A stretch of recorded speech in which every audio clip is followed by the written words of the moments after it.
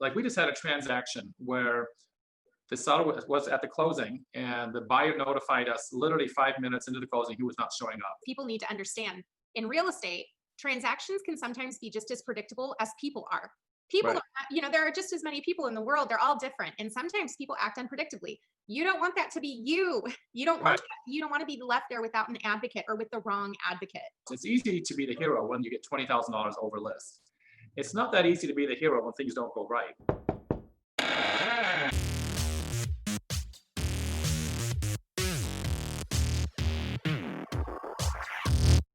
Welcome back, everyone. We are here today again with our special guest, Martin Bouma of the Bouma Group Realtors. Hi, Martin. How are you? Hi, Danielle. Really good. How about yourself? Doing very well this morning. Excited to see the sun. It's been very rainy here in Michigan for about 2 to 3 weeks. Yeah. So I'm excited to see the sunshine today. I'll take it. All right. So today, Martin, we're going to talk about something that I think, honestly, your team embodies it. And I would love to hear a little bit more about what it means to you. Let's talk about white glove service. Yeah. Well, to begin with, my whole philosophy is that service is what distinguishes us, it's one of the few things that makes us different from other realtors. I think it's actually probably one of the best marketing tools that you can possibly have is to service a client really well. Because if you leave a client with a wow experience, they're going to definitely talk about it, right? And they're going to tell other people and the referral business comes in. And so the whole process of what does service look like? It begins from the moment you meet with your client, and it's called setting expectations. I think, every single day when I talk to sellers, especially if they're expired or whatever, the number one complaint they have is lack of communication. And it really comes down to a lack of understanding what's coming next, right? And so it begins with setting the expectation at the listing appointment or at the buyer appointment and letting them know what they can expect from you, right?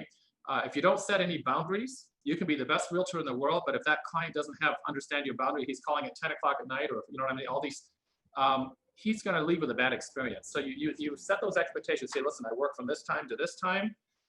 If there's something that's really important that can't wait till tomorrow, you can call me on my cell phone. But that is only for something that can't wait till tomorrow. So you just sort of set the stage that way. Then the next most important thing is that you do what you tell them you're going to do. And that is where a lot of people fail. A lot of people don't even set expectations. But number two, when you set the expectation, it's absolutely important you follow that. If you say you're going to call tomorrow, you don't call 2 days down the road, right? Those people are waiting for you. So when you do these little things to where you say, I'm going to call you tomorrow, and you don't, you're telling that client they're not important to you, right? And again, the whole goal of providing service is to make sure that you always make your client feel important and that you make them feel that you're doing everything you possibly can to help them through the process. So we have an entire process when a listing goes in, I'm from the listing side, of exactly what's going to happen. We spend a lot of time on phone calls, not emails. A lot of people like to hide behind emails. I find that's sort of the easy way out because you don't have to talk to people. But it doesn't allow you to build a relationship with a client. An email just comes across as, okay, who's this from? So, like for instance, the minute the listing goes in, my listing manager will call, hey, Mr. Seller, I just want to let you know we just put your property in the MLS, and we just call them every step of the way and let them know what's happening. Again, exactly set up with the expectations I set up by the time of the listing period. Let me ask you a question there because I want to dive deep on this. How often are you calling your sellers during the active listing period? So I set aside Wednesdays to call all of my sellers. And what I do on those appointments, I go in and I check since the last week. I create all these different saved searches for each listing. I just go in that saved search and say, hey, what's changed since the last report a week ago? What sold, what went into contract, what came to the market, right? I will email them those listings so they have them to look at, and I'll just put my little 2 cents in there about what this means, and then I call them and we discuss that. So I do that every Wednesday. And why did you pick Wednesday? Because it's sort of in the middle of the week, so like Mondays are always pretty busy. Wednesdays I can sort of digest, it's sort of the one day that I find is the least busy. Before the weekend and after the weekend, it seems things are busy. And I love the fact that you picked Wednesdays because I know, as a prior listing agent, it gave me the opportunity as well to take a look at what had gone on over the weekend. A lot of properties go under contract Monday and Tuesday after the weekend. And so it allows us to take a look at that, but it also allows us time to make any kind of changes that we're going to make to the list price or the marketing prior, like if we're going to put an open house. It gives us those couple of days of lead time before the weekend. Right, because a lot of times if people take a day or two to report something sold, right? And by Wednesday, everything from the weekend has definitely been reported. And so what I do, I tell my sellers that's what I do, right? And so I don't have sellers calling me Sunday and Monday, what's going on, what's going on, what's going on, because they know I'm calling them on Sunday. Now, what I will do, and this is the step above, whenever I see feedback, I will sometimes, a lot of times, just pick up and go, hey, Mr. Seller, do you notice that, those are 2-minute phone calls, right? And you can do while you're, walking down the sidewalk. Those are the actions they don't expect, because I don't tell them I'm going to do that. So anything you tell them what you're going to do and then you go over and above, that's what they consider a wow experience, right? And I will tell you, like, we just had a transaction where the seller was at the closing and the buyer notified us literally 5 minutes into the closing he was not showing up. So the deal fell apart, and of course it got down to who's keeping the earnest money. Then the buyer came back again. He said, okay, I will close under these conditions. Once again, the seller came down from Marquette to sign his paperwork. The buyer didn't show up, said he wasn't buying the house. It finally, when the buyer realized he was losing his earnest money, decided to close. So the third time was a go. However, can you imagine that seller left the transaction? He could not have said enough nice things about our team, because every step of the way we were communicating, right? As opposed to a lot of people, when things get tough, they pull back. They're embarrassed. They don't want to get in the fray, right? And I think that's where we really come in. That's where our profession really shows. It's easy to be the hero when you get $20,000 over list. It's not that easy to be the hero when things don't go right? But that's the difference between, I think, a real estate professional and someone who's just playing with it, right? And I think that is huge right there. That's a nugget. In fact, this is what I'm probably going to start the video with, because people need to understand, in real estate, transactions can sometimes be just as predictable as people are. People, right. There are just as many people in the world. They're all different. And sometimes people act unpredictably. You don't want that to be you. You don't want to be left there without an advocate or with the wrong advocate. Right. So I think that's a really important thing to touch. Now, I want to talk a little bit about the aspect of white glove service when you're running a team. And I'm going to start by giving a little bit of context. One of the most powerful exercises I ever did with my team, and what I do now with my market center staff, now that I'm, manning the brokerage and running the brokerage for all of our agents, we identify the life cycle of our agents, or, in your situation, it would be the life cycle of a seller. And we identify who is walking them hand in hand through each part of that experience. Right. And what I love about a team, and maybe you can shed some light on how your team has done this, it allows you to microscopically focus on one part of the experience between yourself and the client. And it allows you to deliver a wow experience.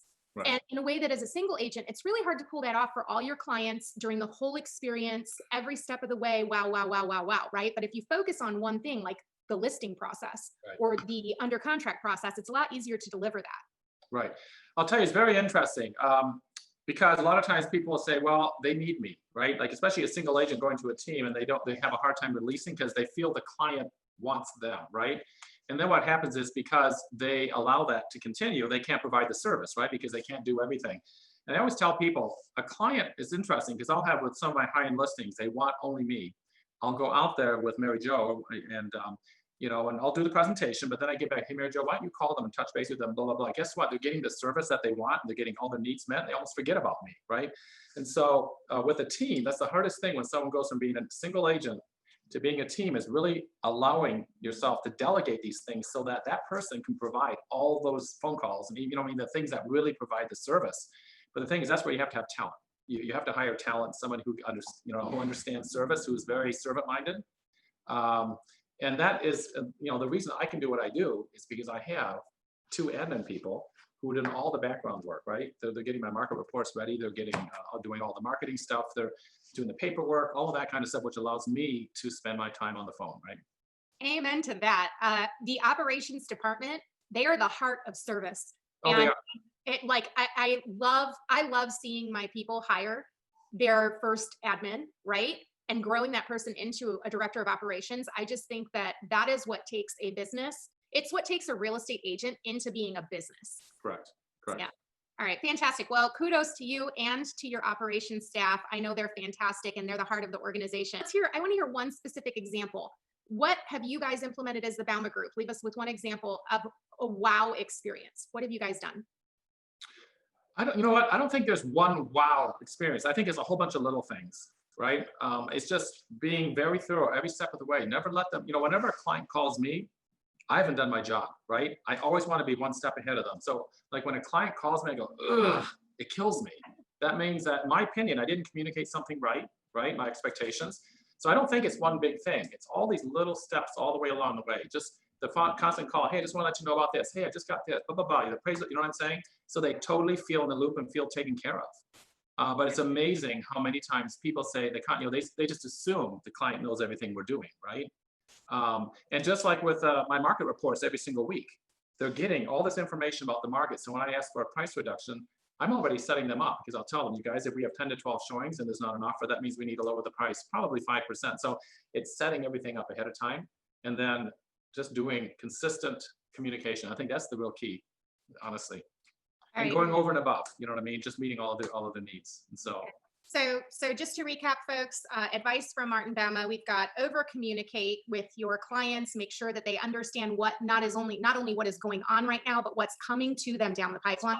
What's coming next? Yeah. Pre-manage their concerns before they even have them, right? By over communicating, and set your boundaries and expectations from the get-go so that they understand when they'll hear from you, the frequency, the content, and who to go to, right, with their questions. And I love that you have a metric for success. If your clients have called you, it's because you haven't quite done your job. So that's fantastic. Thanks so much for your time today, Martin. I really appreciate it. Hey, thank you. Hey, bye-bye. Bye-bye.